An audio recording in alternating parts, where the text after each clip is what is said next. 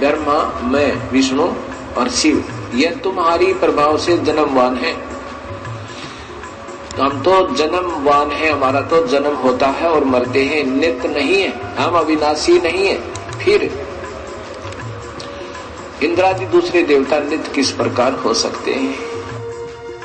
कृपया अवश्य सुनिए जगत गुरु तत्वदर्शी संत रामपाल जी महाराज के अमृत वचन।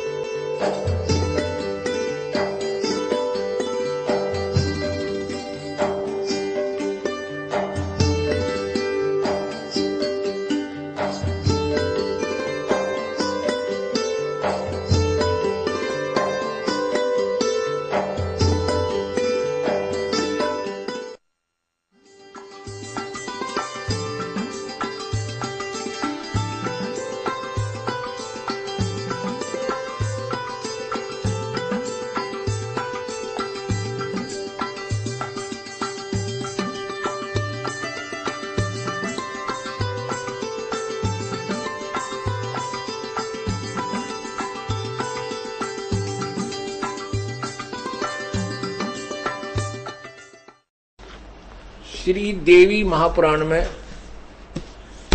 भगवान शंकर जी, भगवान विष्णु जी क्या स्टेटमेंट देते हैं, वो कितने विद्वान हैं, ये देखिएगा। ये है पवित्र श्रीमद् देवी भागवत। ये देखिएगा, श्रीमद् देवी भागवत गीता प्रेस गोरखपुर से प्रकाशित है। अंदर से भी दिखाते हैं आपको। श्रीमद् देवी भागवत, संपादक हनुमान प्रसाद पोदार चिमनलाल गोस्वामी, और ये प्रकाशक आपने देख ही लिया, फिर देख लीजिए। प्रकाशक मुद्रक है गीता प्रेस गोरखपुर, गोविंद भवन कार्यालय कोलकाता का संस्थान। और अब देखिए इसके 28 पृष्ठ पे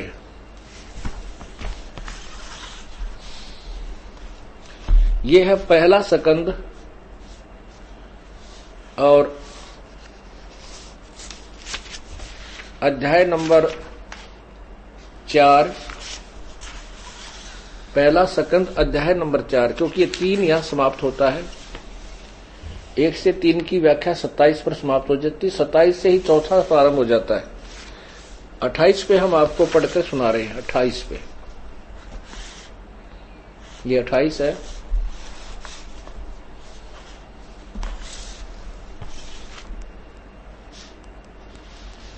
ये 28 है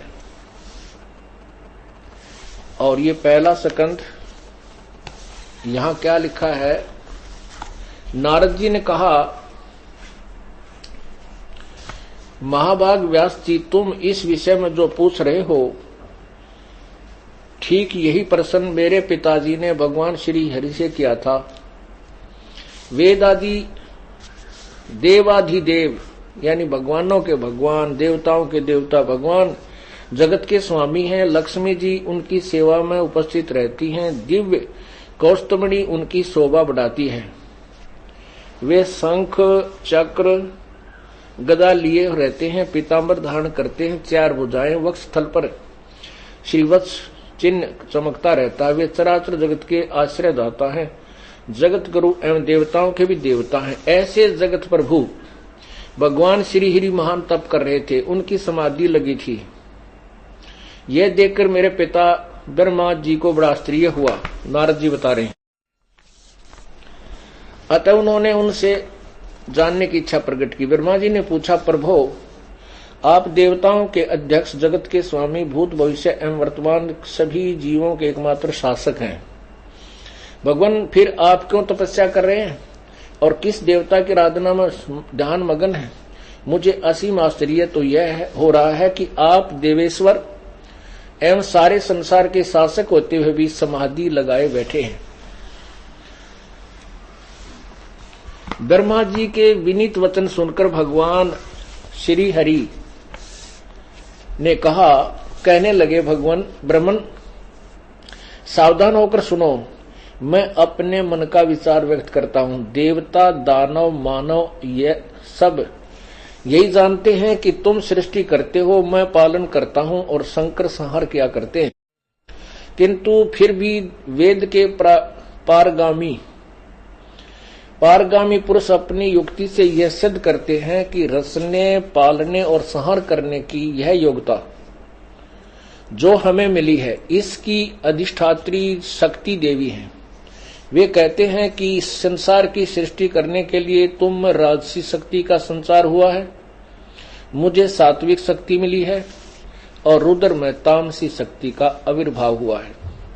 उस शक्ति के अभाव में तुम इस संसार की सृष्टि नहीं कर सकते, मैं पालन करने में सफल नहीं हो सकता और रुद्र से संहार कार्य होना भी संभव नहीं है। ब्रह्मा जी, हम सभी उस शक्ति के सहारे ही अपने कार्य में सदा सफल होते आए हैं। सुवर्त, प्रत्यक्ष और परोक्ष दोनों ही उदाहरण मैं तुम्हारे सामने रखता हूँ। सुनो, यह निश्चित बात है कि उस शक्ति के अधीन होकर ही मैं प्रलय काल में इस शेष नाग की सैया पर सोता और सृष्टि संहार करने के अवसर पर आते ही जाग जाता हूँ। मैं सदा तप करने में लगा रहता हूँ, उस शक्ति के शासन से कभी मुक्त नहीं रहता। कभी अवसर मिला तो लक्ष्मी के साथ सुख पूर्वक समय बिताने का सौभाग्य प्राप्त होता है। मैं कभी तो दानों के साथ युद्ध करता हूँ। अखिल जगत को भय पहुंचाने वाले दैत्यों के विकराल शरीरों को शांत करना मेरा परम कर्तव्य है। अब देखना 29 पृष्ठ पे क्या कह रहे हैं, ये आप पढ़ रहे हो। विष्णु जी कह रहे हैं, मुझे सब प्रकार से शक्ति के अधीन होकर रहना पड़ता है। उन्हीं भगवती शक्ति का मैं निरंतर ध्यान किया करता हूँ। ब्रह्मा जी, मेरी जानकारी में इन भगवती शक्ति से बढ़कर दूसरे कोई देवता नहीं है। अब देखो, श्री विष्णु जी के ज्ञान के स्तर की आपको पता लग गया कि इतने विद्वान है। ये कहते हैं दुर्गा तो ऊपर मैं कोई भगवान नहीं मानता, इससे ऊपर कोई भगवान नहीं है मेरे विचार में। अब दुर्गा क्या कहती है, ये देखिए। अब दुर्गा क्या कहती है,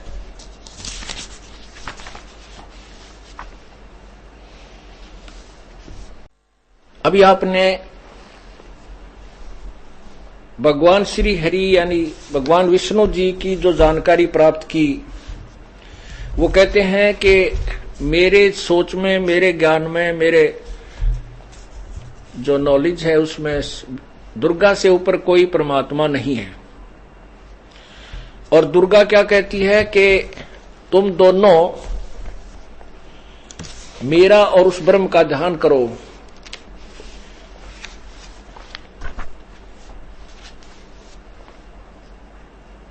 और वो सच्चिदानंद परमात्मा पूर्ण ब्रह्म ही सबका पूज्य है। यानी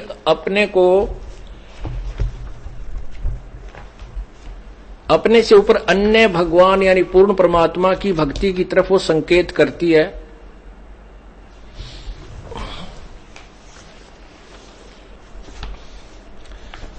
यह सकंद, 9वां सकंद, यही वो दुर्गा शक्ति 9वां सकंद, पृष्ठ नंबर 661 पे यहां क्या लिखा है कि ब्रह्मा, विष्णु और शिव और ऋषि आदि सभी सच्चिदानंद ब्रह्म में प्रवेश कर जाते हैं। जब सब ब्रह्मांडों की जो है ना विनाश होता है, उस ब्रह्म में ही प्रकृति भी लीन हो जाती है। प्रकृति पुरुष एक ही हो जाते हैं मुने। अब देखना, ब्रह्मा, विष्णु, शिव और ऋषि आदि सभी सच्चिदानंद ब्रह्म में प्रवेश कर जाते हैं। और उस तत्व ब्रह्म में, जैसे आपको गीता जी अध्याय नंबर 7 के मंत्र नंबर 29 में विवरण सुना कि गीता ज्ञानदाता कहता है कि उस तत्व ब्रह्म को जानकर सर्व अखिल जो है ज्ञान को, तत्व ज्ञान को समझकर उसके पश्चात साधक केवल जन्म मरण से ही छुटकारा पाने की चेष्टा करता है। गीता जी अध्याय नंबर 8 के मंत्र नंबर 1 में अर्जुन ने पूछा भगवान किम तत्ब्रह्म, वो तत्ब्रह्म है कौन, वह ब्रह्म कौन है। 8वें अध्याय के 3 श्लोक में भगवान गीता ज्ञानदाता ने उत्तर दिया कि वो परम अक्षर ब्रह्म है, वो तत्ब्रह्म, वो पूर्ण ब्रह्म है, परम अक्षर ब्रह्म है। उसी के विषय में आप देखिएगा, ब्रह्मा विष्णु शिव और ऋषि आदि सभी सच्चिदानंद ब्रह्म में प्रवेश कर जाते हैं। उस ब्रह्म में ही प्रकृति भी लीन हो जाती है, दुर्गा भी, प्रकृति और पुरुष एक हो जाते हैं। या देखिए, संपूर्ण ब्रह्मांडों के जो एकमात्र ईश्वर हैं उन्हें परमात्मा कहा जाता है। उनका विग्रह सत्य चित्त और आनंदमय है। ब्रह्मा, प्रभृति देवता, महाविराट और स्वल्प विराट सभी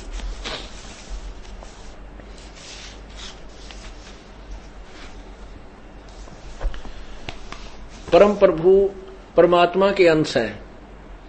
ये जो नीचे के जैसे ब्रह्मा विष्णु महेश और ये काल यानी विराट, ये सारे के सारे उसी परम पिता के उसी के अंश हैं। ये भगवान नहीं है, समर्थ नहीं है। आगे देखो 662 पृष्ठ पे वही 9वां स्कंद है। इस प्रकार सृष्टि के कारणभूत परब्रह्म परमात्मा नित्य सत्य सनातन स्वतंत्र निर्गुण और प्रकृति से परे हैं, दुर्गा से भी आगे हैं। उनकी न कोई लौकिक उपाधि है और न कोई भौतिक आकार है। भक्तों पर अनुग्रह करने के लिए वे सदा प्रस्तुत रहते हैं। उनकी कृपा से ही ज्ञानी बने हुए कमल योनि ब्रह्मा द्वारा ब्रह्मांड की रचना की होती है। शिव को मृत्युंजय और सर्वशक्तिताओं कहा जाता है। वे सर्वेश एवं महान तपस्वी हैं। परब्रह्म को जानकर उनकी तपस्या के प्रभाव से संहार कार्य में सफल होते हैं। यानी विष्णु ब्रह्मा शिव सफल नहीं है, समर्थ नहीं है, ये उस परमात्मा की शक्ति लेकर आगे कार्य करते हैं। उन परब्रह्म के प्रति श्रद्धा रखने तथा उनकी सेवा करने के प्रभाव से ही जगत पालक भगवान विष्णु महान विभूति से संपन्न, सर्वज्ञानी, सर्वदर्शी, सर्वव्यापी, सबके रक्षक, संपूर्ण शक्ति प्रदान करने में समर्थ तथा सर्वेश्वर हुए। प्रकृति को सर्वशक्ति रूपणी महामाया और सर्वेश्वरी भी कहते हैं। इसका क्या अर्थ हुआ? इसे ये सिद्ध हो गया कि न तो ब्रह्मा समर्थ है, न विष्णु समर्थ है, न शिव जी समर्थ है, और इस ब्रह्मा विष्णु महेश से ऊपर और शक्ति है, इस दुर्गा से भी ऊपर और शक्ति है। दुर्गा अपने ही वचनों में कहती है कि उस परमात्मा की भक्ति करनी चाहिए जो सर्वेश्वर, सबका ज्ञानदाता, सबका मालिक है। ये है 7वां स्कंद। वही देखिएगा श्रीमद् देवी भागवत, ये 7वां स्कंद और 562 से फिर सुनाते हैं आपको।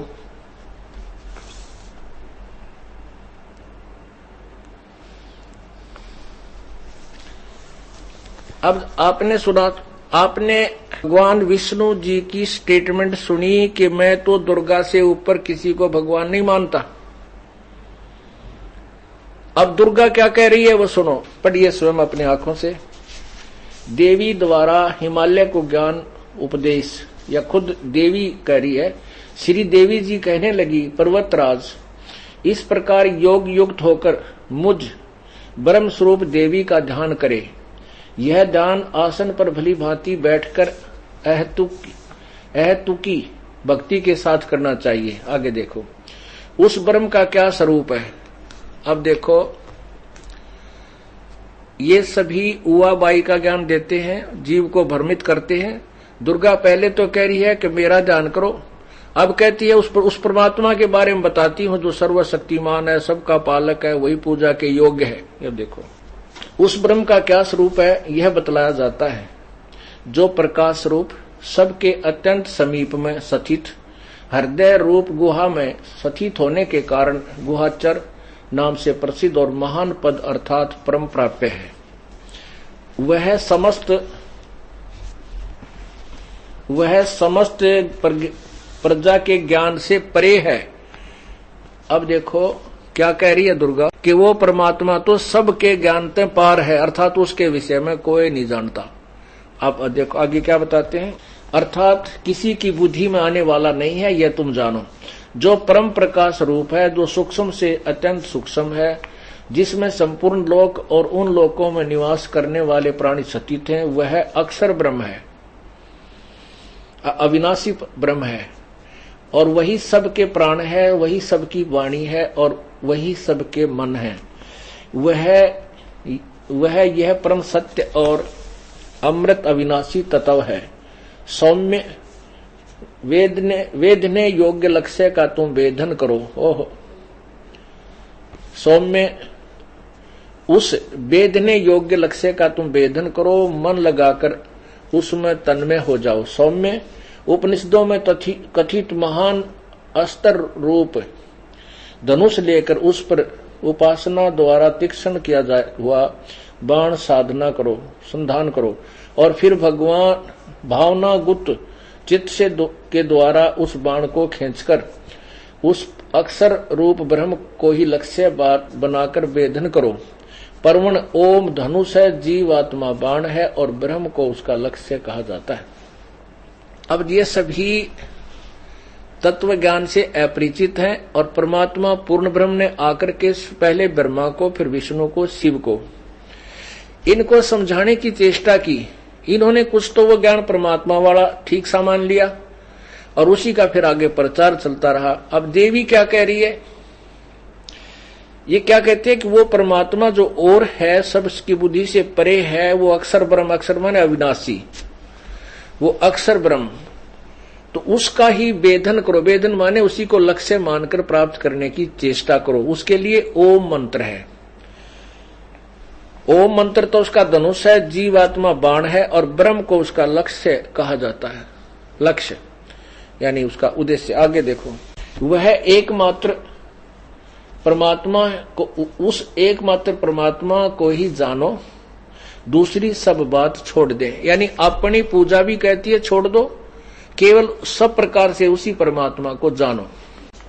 यही अमृत रूप परमात्मा के पास पहुंचने वाला पुल है। संसार समुद्र से पार होकर अमृत रूप परमात्मा को प्राप्त करने का यही सुलभ साधन है।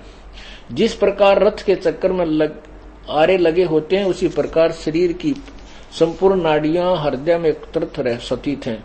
उस हृदय में ही विविध रूपों में प्रकट होने वाला परब्रह्म संचरण करता है, अंतर्यामी रूप से वर्तमान है। इस आत्मा का ओम के जाप के साथ ध्यान करो। इससे अज्ञान में अंधकार से सर्वथा परे और संसार समुद्र से पार जो ब्रह्म है उसको पा जाओगे, तुम्हारा कल्याण हो। अभी 363 पर क्या कह रहा है, ये 363 ही चल रहा है जो अभी हम पढ़ते आ रहे।